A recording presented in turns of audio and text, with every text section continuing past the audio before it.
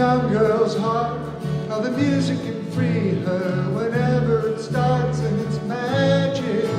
If the music is groovy, it makes you feel happy like an old time movie. Tell you about the magic, it'll free your soul. Trying to tell a stranger about rock and roll. You believe in magic, don't bother to choose. It's joint band music, rhythm and blues. Just go and listen, it'll start with a smile. Swipe off your face, no matter how I try. If you'd start tapping it, you can't seem to find. You got there, so just blow your mind.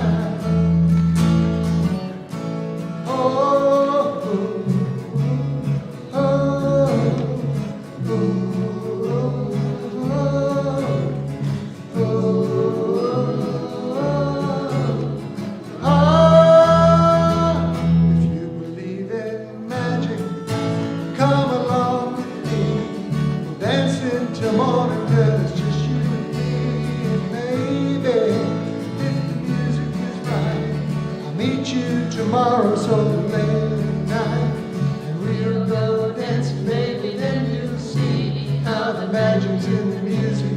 The music's in me. Do you believe in magic? Yeah, I believe in the magic of a young girl's soul. Believe in the magic of a rock and roll. Believe in the magic that can set you free. Oh,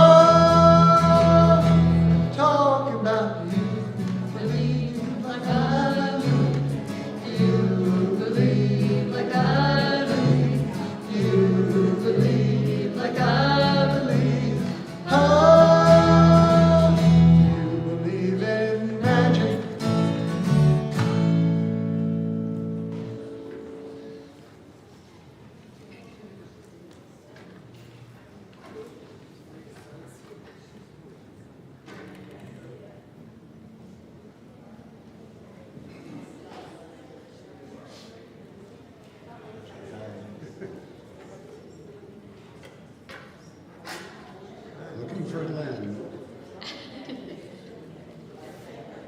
Glenn?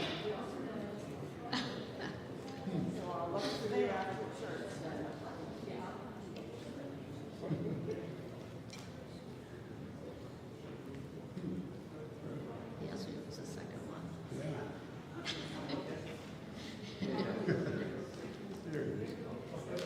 Despite the challenges of our current situation and world, there's a lot about our world that is wonderful, and that's what this song is about.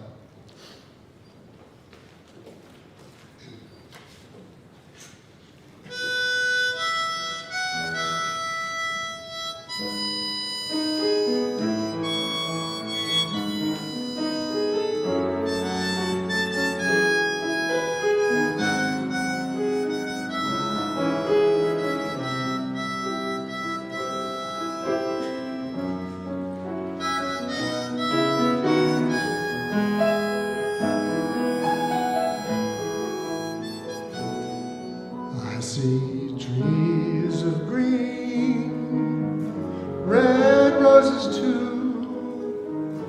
I see them bloom for me and you, and I think to myself, what a wonderful world. I see skies of blue and clouds of white, the bright blessed day, the dark sacred night, and I think to myself, what a wonderful world.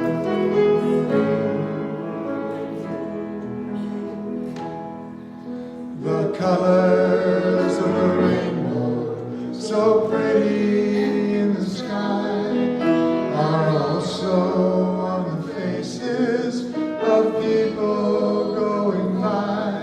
I see friends shaking hands, saying, how do you do?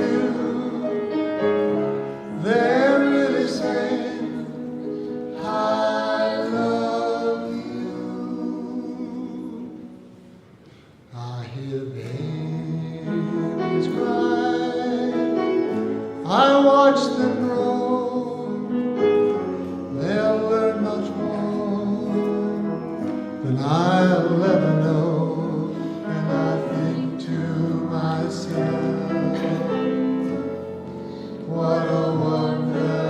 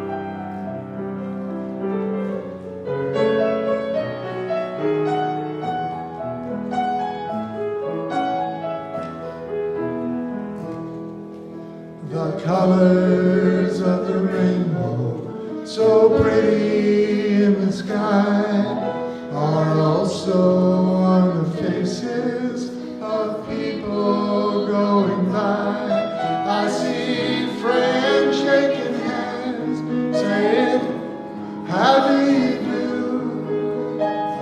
They're really saying, I love you. I hear babies cry, I watch them grow, they'll learn much more than I'll ever know. And I think to myself,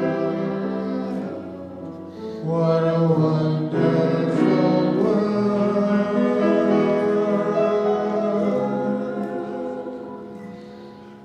Yes, I think to myself,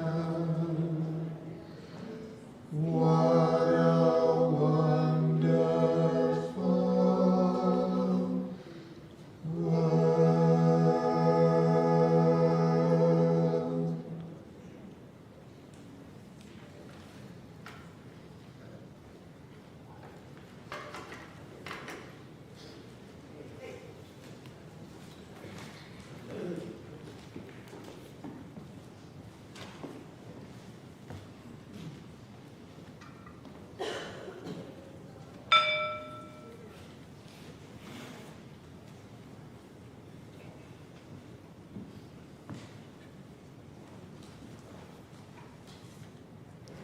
Good morning.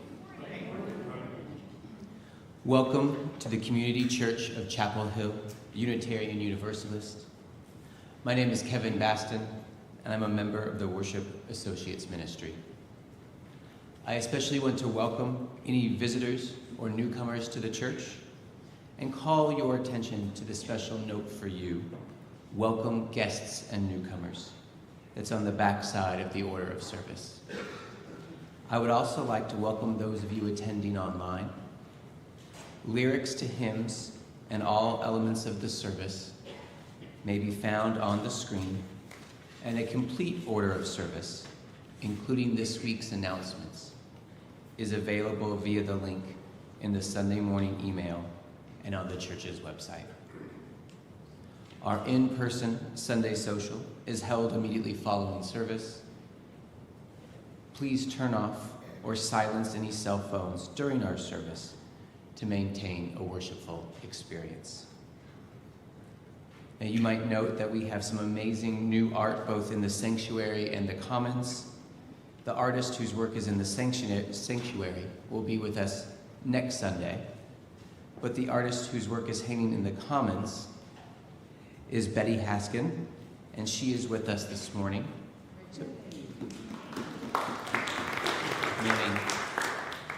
So she'll be in the commons after the service if you'd like to meet her, talk, answer any questions. Whoever you are, whomever you love, however you arrived at this beloved place, you are welcome here. And this morning, we will have a share the plate from Bruce Donath for Siembra NC.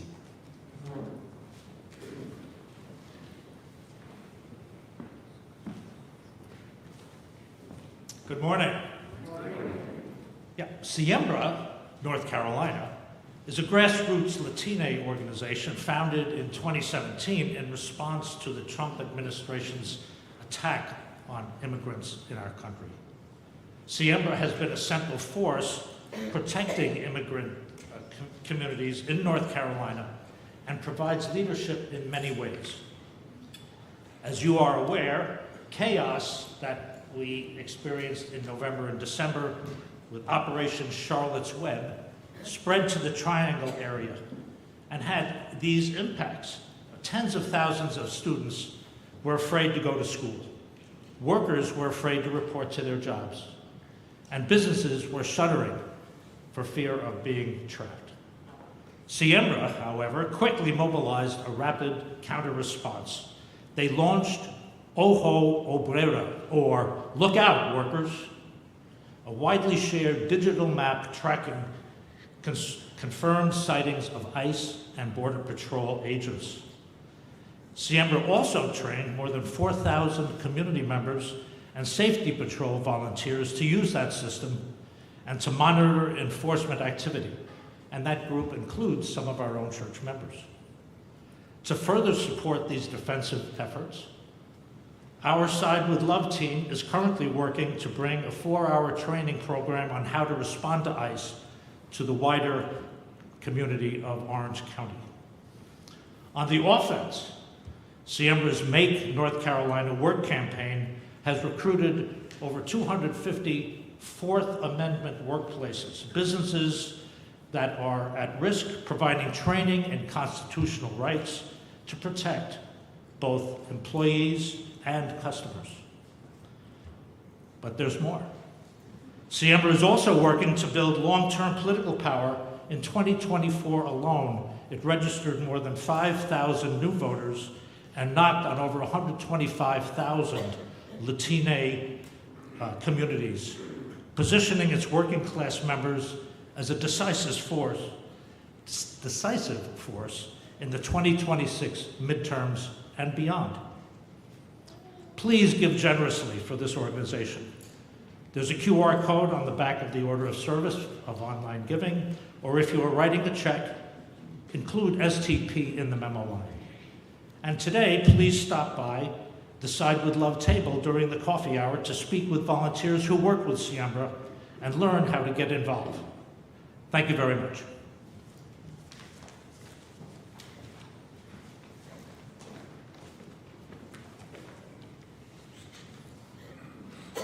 Please stand in body or in spirit for our opening hymn, number 131 in the great hymnal, Love Will Guide Us.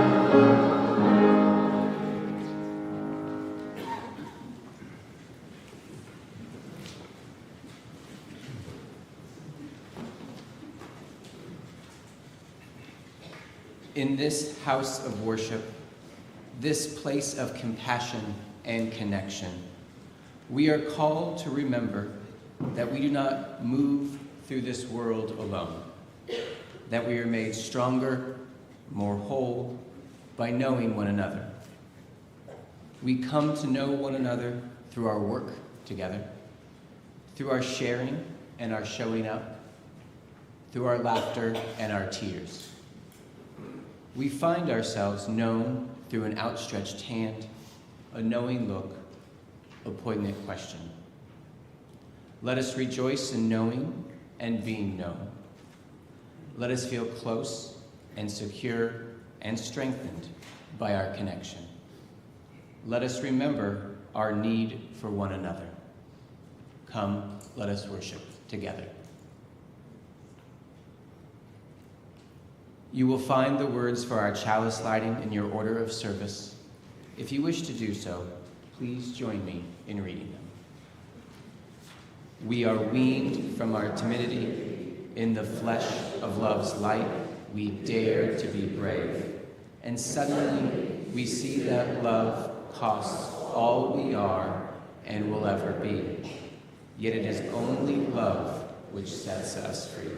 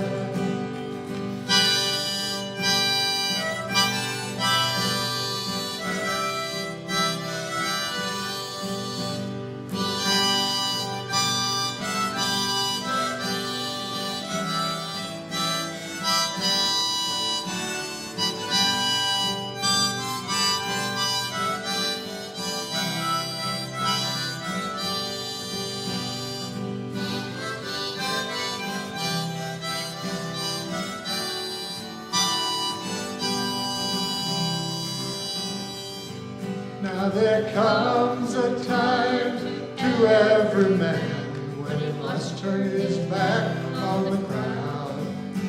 When the glare of the lights gets much too bright and the music plays too loud. When a man must run from the deeds he has done, recalling those days with a sigh. Now winter is nigh, let us fly to our log cabin home in the sky.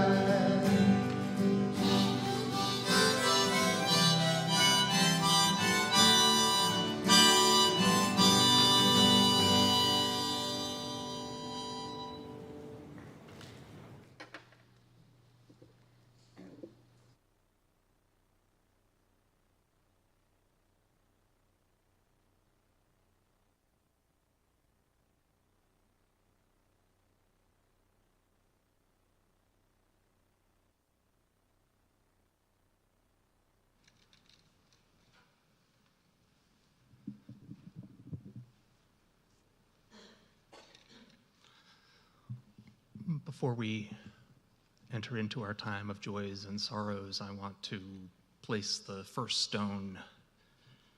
It's been another week, and again, we come into this sanctuary, into our community, carrying with us the grief and the pain of this world. This morning, we remember and mourn, and I will place the first stone for Renee Good, killed by Immigration and Customs Enforcement in Minneapolis earlier this week. Even as we respond to Renee Good's killing, we remember all of those who have died in ICE custody. 2025, 32 people died while in ICE detention, the highest death total in more than 20 years, caused by overcrowding, filthy conditions, and lack of access to medical care. The events of this week remind us of the truth that we know, that when any of us are denied life and liberty, all of us are at risk.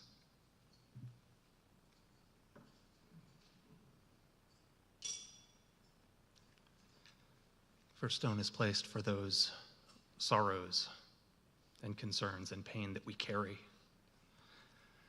During this time of joys and sorrows, we invite anyone who's come this morning with either a personal joy or a personal sorrow to come forward, usually down the side aisles, take turns, place a stone,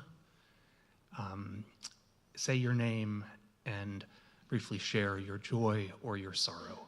Let us enter into this time of tenderness and trust. And Jim and Mary, you can also come up first.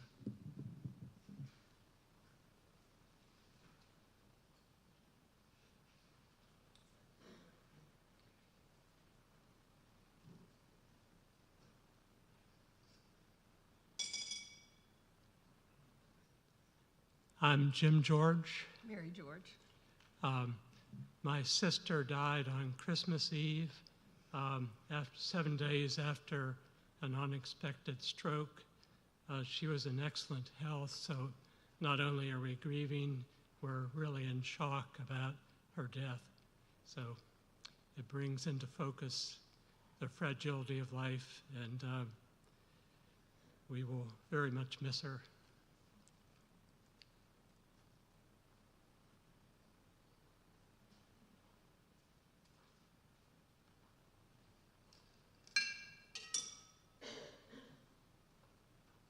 My name is Susan Spalt, and I dropped this stone for Paul Atherton, who died very unexpectedly.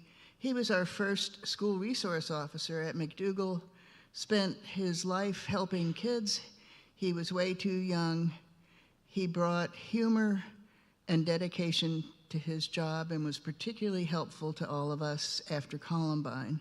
I also want to thank Thom for mentioning Renee Good, who was a wonderful poet, and the poetry community in the area has been really grieving her death. Thank you.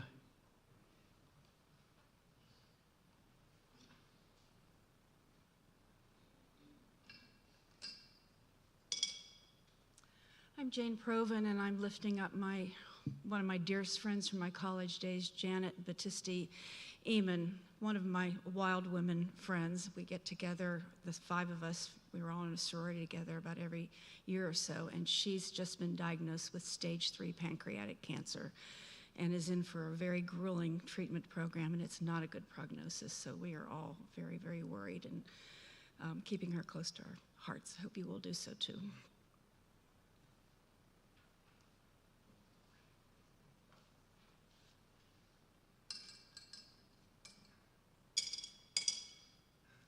Hey everybody, I'm Amber Scott Brown. I dropped 2 stones today for some joys.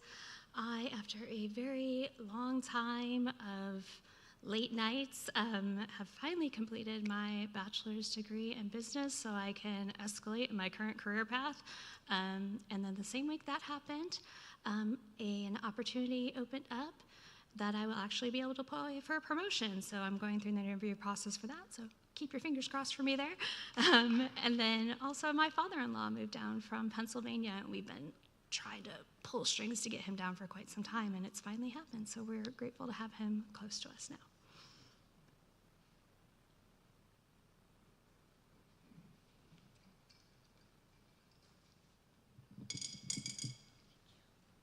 My name is Julia Bernards. I dropped 2 stones for a joy and a sorrow that are very intertwined for me today, just about being here.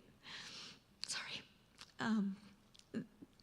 This church was the longtime home of my aunt, Joan Phillips Trimmer, who died in 2008. And I recently moved to the area and get to be here. And I'm both grieving and full of joy to be with you and to be thinking of her this morning.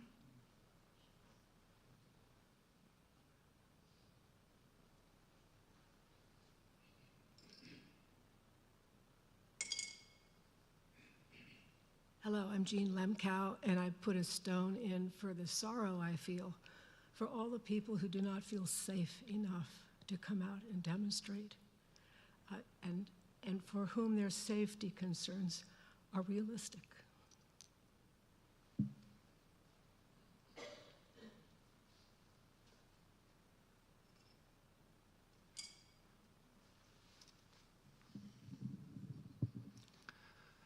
A final stone is placed for all those joys and sorrows that we hold in our hearts that were not spoken this morning.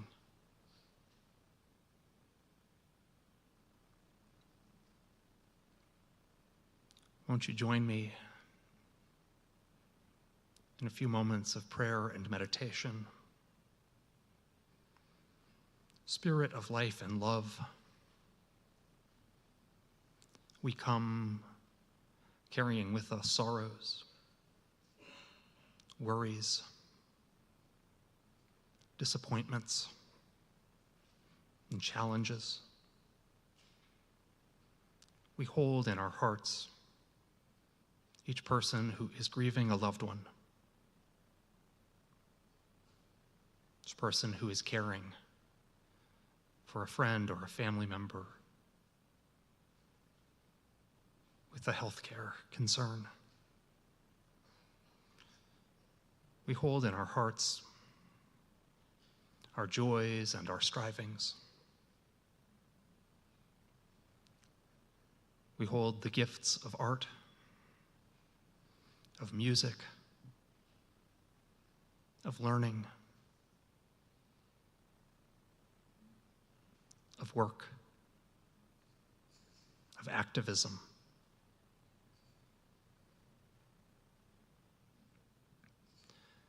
We come most of all with open hearts, hearts that dare to love,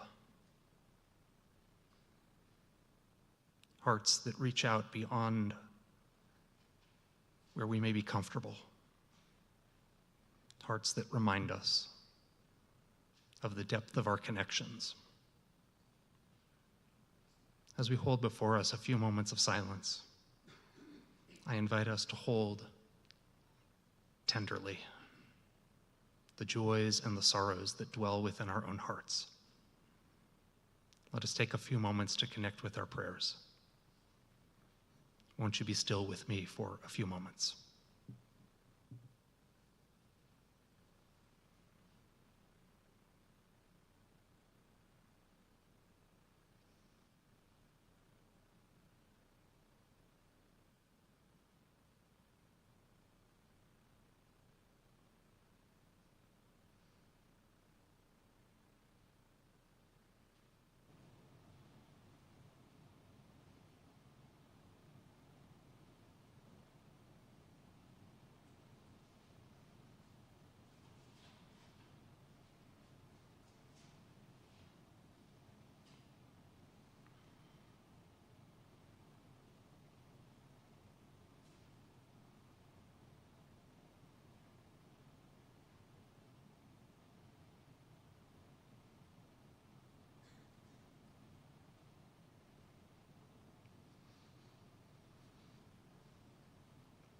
Our prayers have been shared and spoken and held in silence, and now let us sing them.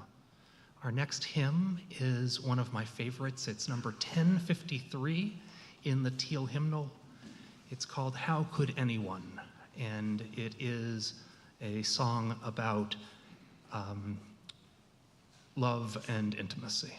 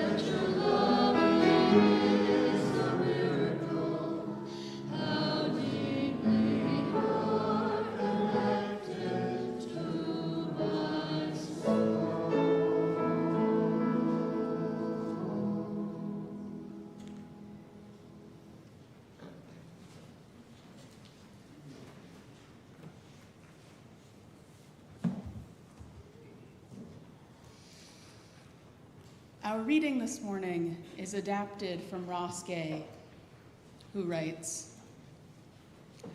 I am an enthusiastic hugger, and so the year or so long prohibition on the act, at least for those of us who went along with those recommendations, bummer.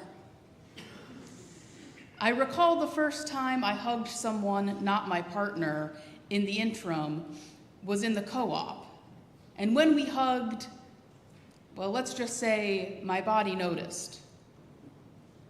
And then a week or two later, during an official, though short-lived reprieve from the moratorium on hugging, before they realized not everyone was getting their shots, after which revelation the hugging had to slow down or be among an in-group. It was kind of like pre-Loving v. Virginia, when hugging the wrong person would doom the race. I saw another friend who seemed to have spent the previous year terrified, more frightened, or at least differently frightened than me. But she had recently been protected and purified, and so when she asked if I was hugging, I opened my arms up and said, yep. And we too embraced. And we melted into one another, also outside the co-op. Most of my post-moratorium hugs have been inside or just outside the co-op, which for me at least recommends the place. Anyway, I was in the co-op picking up a few odds and ends for dinner when a dude with longish hair and flip-flops and a relaxed manner came up to me and held out his arms as though for a hug. And when I looked puzzled, like, I don't know if I know you, he reminded me he was the former principal of a school I had worked with. A great principal who told me at least two things that really stuck. Children whose teachers believe they are going to graduate will graduate. And he eats magic mushrooms every New Year. That's the kind of principal I want. I went, yo, or hey, or something to express my happiness which was genuine and deep, for the dude kind of changed my life. The shrooms thing less than the believing in kids thing. And then he said, I want to give you a good, meaningful hug. Something like that. Hippie-ish, untoxic masculinity-y. And he did. It was so meaningful. His head kind of tucked into my chest, his hands on my lower and upper back, a gapless torso-to-torso hug. Several long breaths worth of hug. Enough hug, in fact, that I thought, damn, that's a lot of hug. And remember, I'm not shy about this. And second, when he was letting go, before he was letting go, I thought, I guess this is what we're doing in the avocados and the onions and potatoes. And I kind of dug in. I relaxed into it.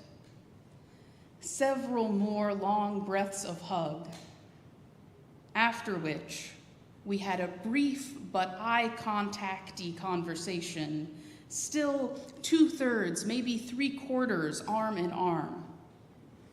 And I remembered why I love this dude.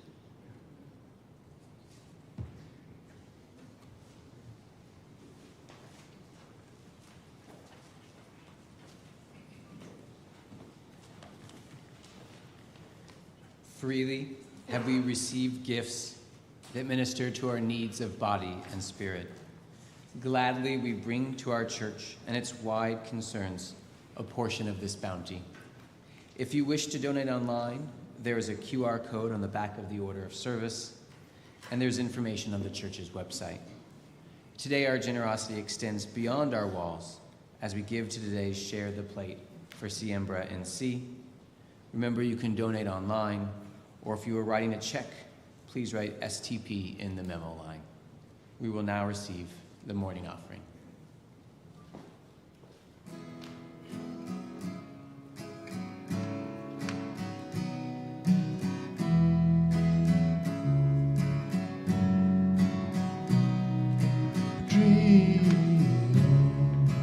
Dream, dream, dream, dream,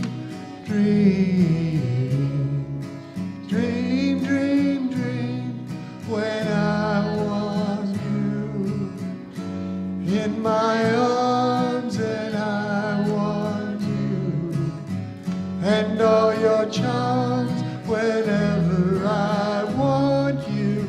All I have to do is dream, dream, dream, dream, when I feel blue in the night and I need you to hold me tight whenever I want you. All I have to do is dream. I can make you mine, taste your lips of wine, anytime, night or day. Only trouble is, gee whiz, I'm dreaming my life away. Oh, I need you so that I could die. I love you so, and that is why whenever I want you, all I have to do is dream, dream, dream, dream.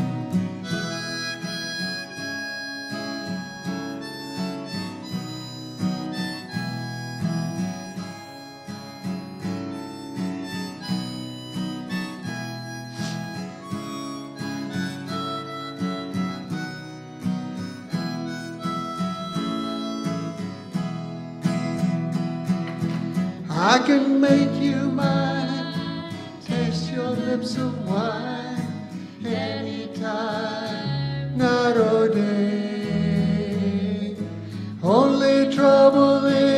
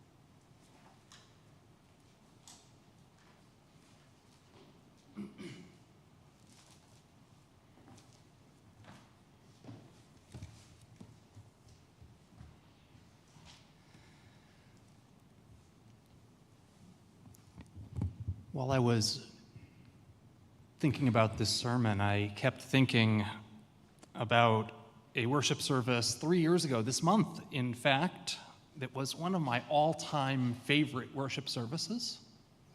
Not that this morning is going to be chopped liver. That service 3 years ago was called Microscopes and Telescopes. Anybody there for that? A few? Oh, wow, cool. A member of our church, Amy Glazier, who was at that time getting her PhD in astrophysics, spoke about telescopes, about looking at things unimaginably enormous, unimaginably far away, and also unimaginably long ago in the past. And Michelle Itano, director of microscopy, which is a hard word to say, at UNC's Neuroscience Center, talked about microscopes, about looking at things unimaginably small and incredibly close to us. The service was scientific but also metaphorical. It's about our power to perceive both what is exponentially larger and what is exponentially smaller than us, or something like that. In classic theology, the divine is considered to be both transcendent and immanent, which is to say both absolutely beyond us and also at the very same moment present within and among us closer than we know. And similarly, in our lives, we might say that we have a need for ultimacy and intimacy. Ultimacy is that sense that we are part of something larger than ourselves, something that provides us with a sense of greater meaning and purpose, and also evokes a sense of humility within us. And intimacy is that sense that we are closely connected with others, that our life and the lives of others are deeply intertwined. So we had telescopes and microscopes, transcendence and immanence, ultimacy and intimacy. I think that if we wanted to diagnose the times in which we're living, that one of the things that we could say is that our greater society is deeply lacking in terms of both ultimacy and intimacy. On the side of ultimacy, I wonder if we have lost a sense that there is a larger purpose in our lives, something worthy of us, not something that's smaller than a larger purpose. A very dear and much beloved minister friend and mentor of mine recently said to me that it's the role of the minister and the role of the church and the role of religion to remind us that there's something larger than the affairs of our daily lives. And that awareness can fill us with a sense of duty and calling and purpose and humility. Ultimacy can be an antidote to narcissism and self-centeredness, in sort of the same way that the astronomer Copernicus taught us that the Earth is not the center of the universe. Right? When we glimpse what is very, very large, we become decentered. And on the side of intimacy, I don't need to tell you that we're also living in a time in which there seems to be a profound deficiency in intimacy as a society. This is so evident, I think, in the loneliness epidemic, which I also have heard called the male loneliness epidemic, because it seems to hit males harder. This is evident as well in the right wing's denigration of empathy and compassion. There is this deeply toxic message that caring about other people is a kind of weakness, that empathy is a sin. And so if ultimacy is like what we might glimpse through a telescope, intimacy is what we might find by understanding the depths and closeness of our connectedness and our interdependence, by turning that proverbial microscope on our own relationships and networks. True story. When a Unitarian Universalist church goes into search for a settled minister, they put together an extensive profile that describes who the church is and what they're looking for in their next minister. And back in 2013, I read the profile that this church had written, and I was immediately smitten. It was like an immediate swipe right. And that's a reference to the dating app Tinder, I think. I wouldn't know. So the next day, I was so excited that I immediately forwarded a copy of the church's profile to Anne. Take a look at this. This is exciting. I can see myself in Chapel Hill. And Anne wrote back to me, this doesn't seem like a good match. They say they were looking for someone warm.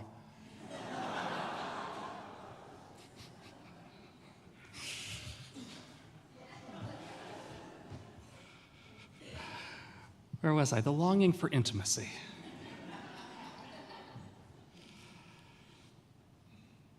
Intimacy is a fundamental human longing. We long for romantic partnership, for family connectedness, we long for deep friendships, for community. And this longing for intimacy is part of what brought many of us to this church.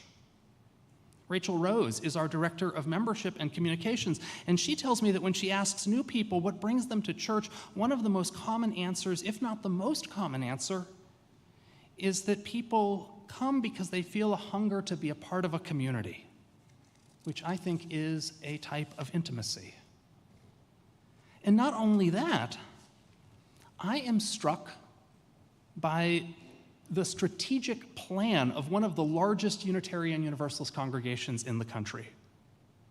It's a congregation, 1,000 members, $2 million annual budget, and their strategic plan is like 3 sentences in length, and one of those 3 sentences is,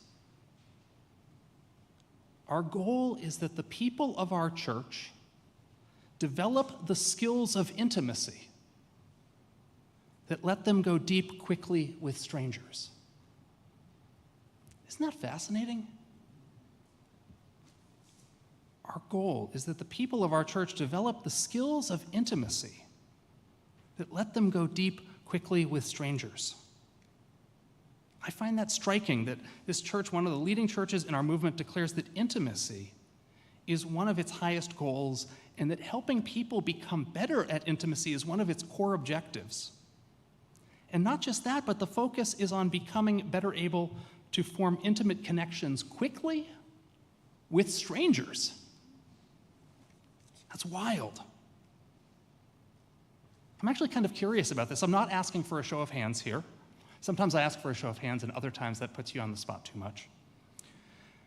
But I wonder how many of us feel like we have well-developed skills of intimacy that include the ability to go deep quickly with strangers. How many of us wish we could improve or refine those skills? How many of us are skittish? How many of us hear about practicing intimacy with strangers and going deep quickly and think, that sounds terrifying. I'm not sure I want that. I do not want to be hugging in the grocery aisle at the co-op. And then there's another question. What does intimacy look like? What's really involved? Earlier this week, I was thinking about this sermon and wondering what I might say, so I decided to go knock on the door of Marion and Kat's office. Marion and Kat are our director and assistant director of religious education here at the church. And so I knocked on the door and said, hey, my sermon this Sunday is on intimacy. Any bright ideas? And Kat lit up immediately. Kat said, of all the parts of our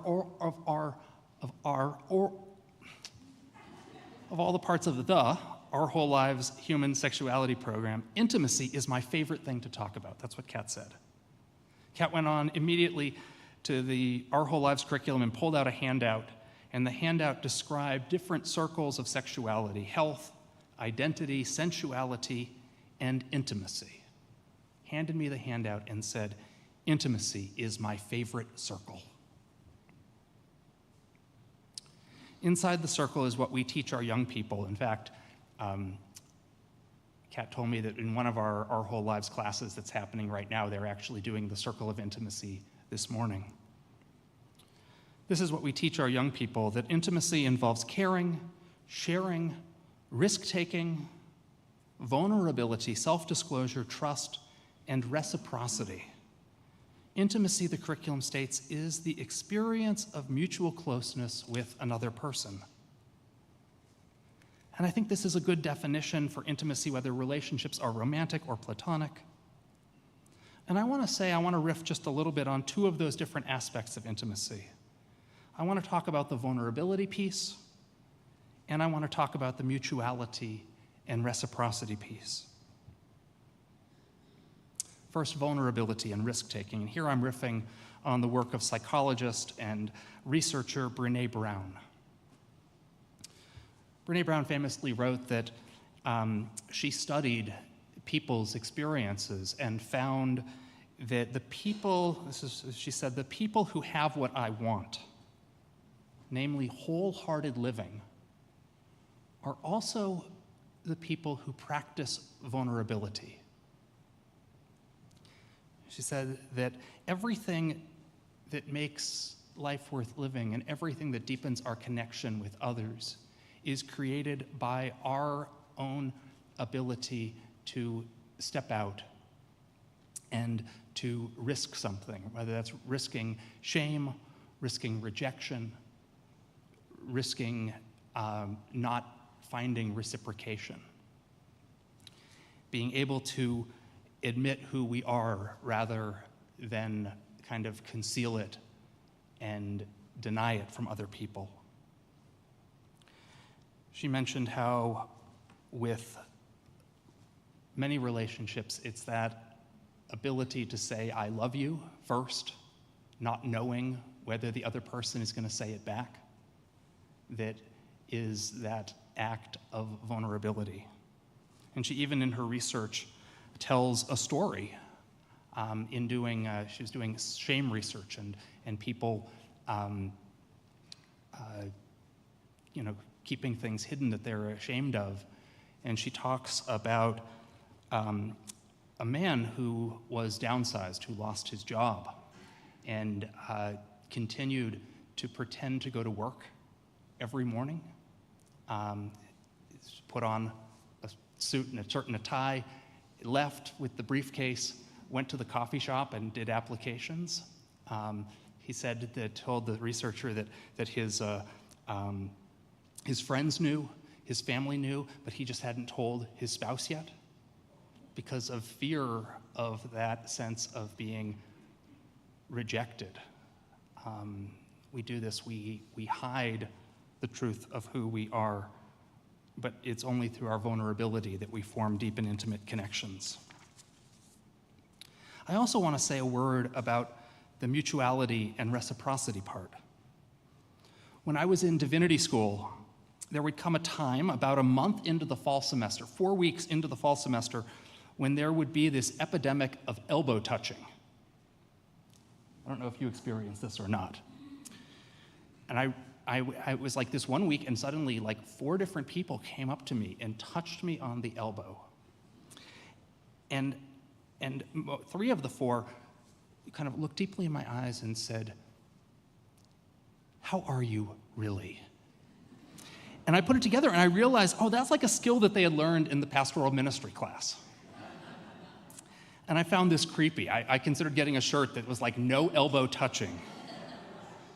But what made it feel creepy was not like the elbow touching, but it was this bid for intimacy without reciprocity.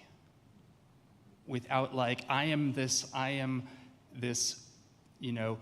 different observer who's asking intimacy from you without the reciprocal, without reciprocating.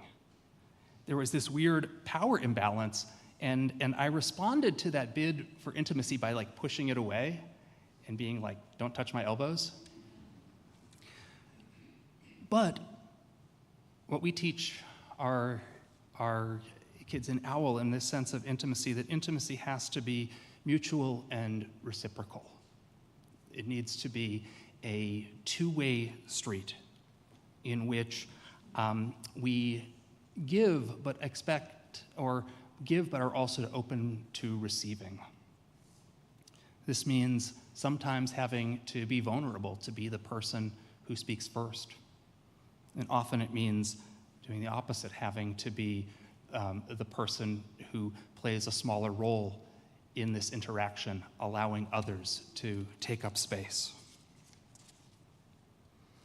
So earlier this week, as I said, Kat gave me that handout containing information about what the Our Whole Lives Human Sexuality course says about intimacy. And then like a half an hour later, Kat walks into my office and says, "Thom, there's something else I want to say to you about intimacy." She said, "I believe that it is through our relationships that we come to most fully know ourselves." How we think about this is often backwards. We think we figure out who we are and then form relationships. But really, Kat said, our relationships are what creates our self more than the other way around.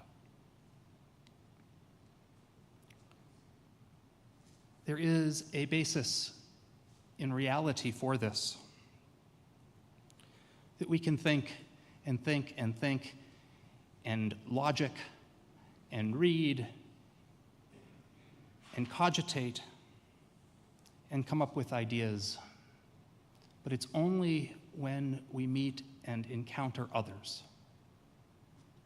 strangers, people who we don't know, and find out what is going on in their lives and in their worlds, that we grow into the people that we can become and are meant to become. So as we go forward this day, I invite you to take Kat's wisdom, that it's through our relationships that we come to most fully know ourselves. I invite you to try a little brave vulnerability, to risk going deep quickly with strangers, to explore how this changes us and our community and our world. Amen and blessed be. Our closing hymn this morning is number 95. There is more love somewhere. And I don't think I'm not warm. I invite you to rise in body or in spirit as we sing.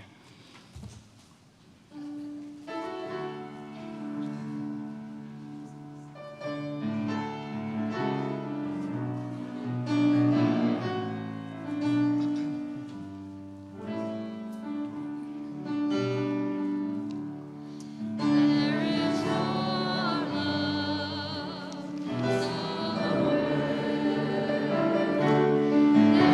is no love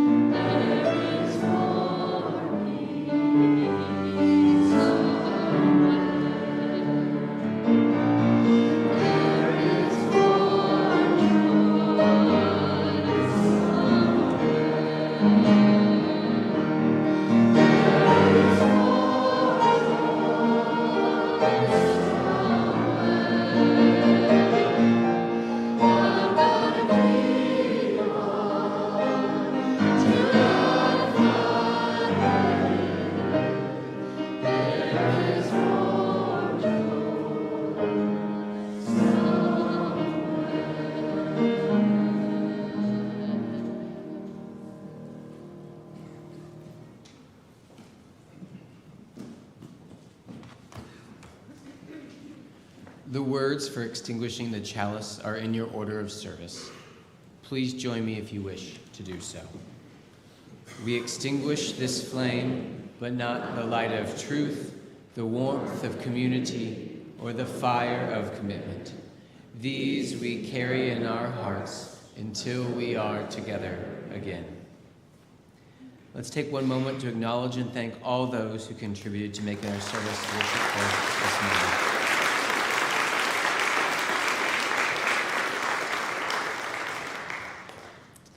And to close, please join in singing Shalom. The words are in your order of service. As you are comfortable, please either hold hands with the person next to you or cross your arms over your chest.